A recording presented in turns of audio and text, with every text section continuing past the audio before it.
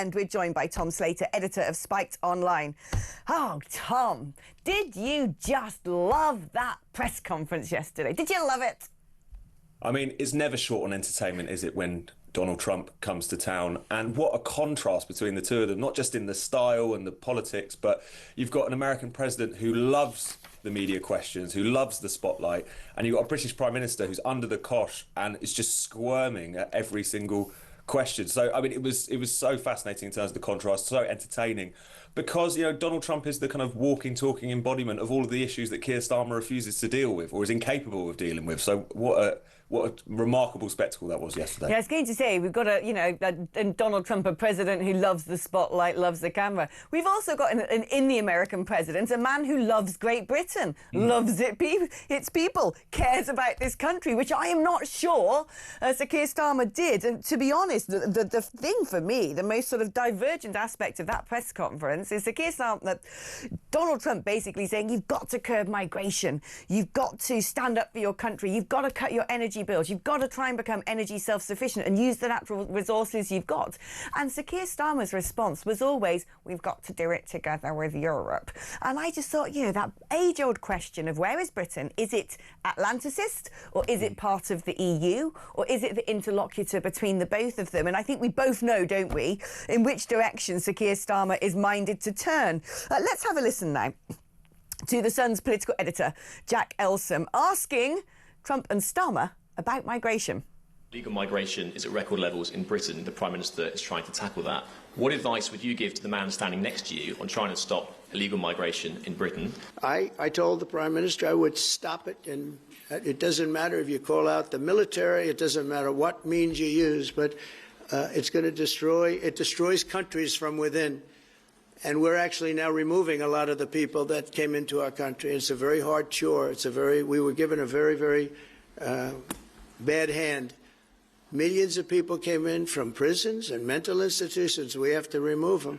Jack, let me just deal with the question of returns, because this is obviously an issue we're taking incredibly seriously. We struck the returns arrangement with France, and notwithstanding the challenges to that scheme, which you've seen in the last few days, a flight went off at 6:15 this morning, successfully returning someone under that scheme. It can be done. It was done early this morning, so I can confirm that that flight went. It went successfully, and I'm pleased about that. Now we need to ramp that up at scale, which was always envisaged under the scheme, but it's very important that we have been able to prove that the proof of concept. The proof of concept! The first flight, with just one single human being on it that was supposed to be deported, was blocked. The second flight was just some geezer from India going back to France to go back to India. There is no proof of concept. This whole migrant hokey-cokey, one in, one out, is never going to work. I mean, even if it worked perfectly on its own terms, even if this scheme did everything they said they were going to achieve with it, it would still be effectively, what, 17 in, 1 out, because they've got capacity for about 50 deportations a week. This is like deportation theatre. It's just, as long as you can get a flight off, it will send the message that we're taking this seriously. But the problem is everyone can see through the act. Everyone can see that they haven't properly looked at the ECHR question. Everyone can see that this scheme in and of itself is going to be woefully insufficient as any kind of deterrent. And it's almost like the Prime Minister, not for the first time, is just trying to take us for mugs. Is trying to say, look, a flight has taken off, you're welcome. People aren't going to just take that at face value. People know that the issue is much bigger than this. Yeah, and you know who else knows? America knows. I've spent a lot of time with Americans this week, and they know about our migrant crisis, and they know how weak Starmer is, and they're extremely worried for us.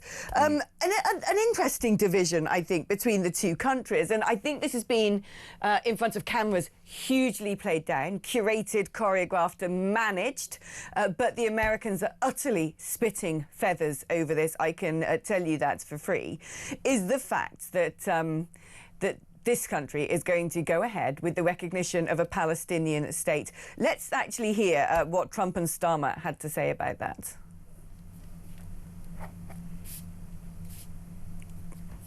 We're going to have to come back to that particular clip because it's got gobbled up by the system. Luke's there with his digital fishing rod trying to dredge it out of the depths. But let's talk about that before we see the clip, because it's a huge diversion in policy. America now sort of almost isolated when it comes to its alliance with Israel. France has buckled on this one. The UK has buckled on this one. I'm still of the sort of very basic mindset that if you turn around and you say, great, we're going to actually go ahead and recognise the Palestinian state, two things. Number one, you have actually rewarded terrorism. You know, whatever might have happened in the theatre of war, you have directly given a demand that Hamas was making and what they used to justify those appalling attacks back on October the 7th.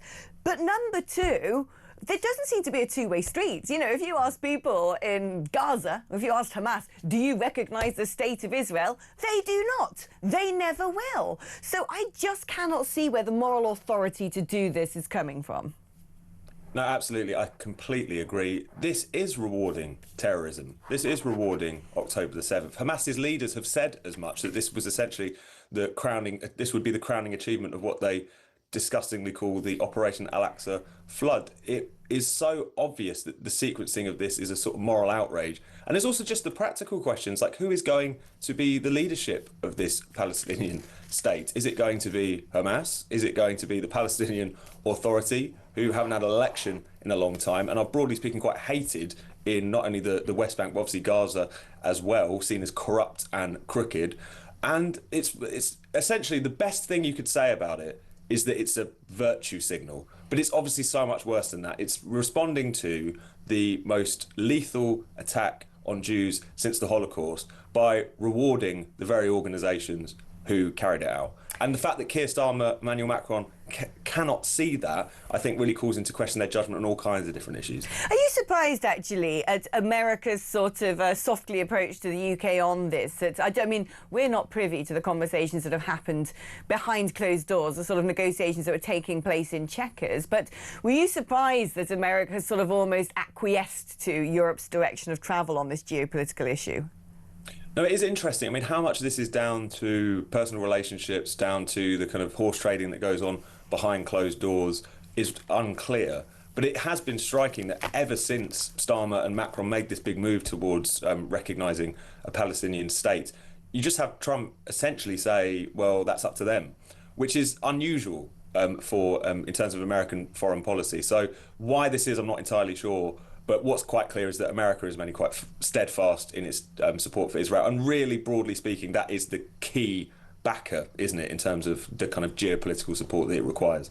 Yeah, I think as well, there's so much that happens in front of cameras in the public eye that contrasts to what's gone on behind the scenes. I mean, for instance, I have been it's been suggested to me by people who definitely know a thing or two that when the IDF struck Hamas in Qatar, the Qataris were probably informed, but because of their own theatre, their own audience, their own public and all of their neighbours, they have to go through the process of saying, this is terrible, you shouldn't have struck us. America has to go through the process of saying, oh, Israel, you shouldn't have actually fired a rocket into Doha, when actually the three of them probably coordinated over it. So it's interesting what America might be allowing Starmer to say in front of camera, because they know that we potentially have far more problems than they do when it comes to some more extreme elements within our own communities.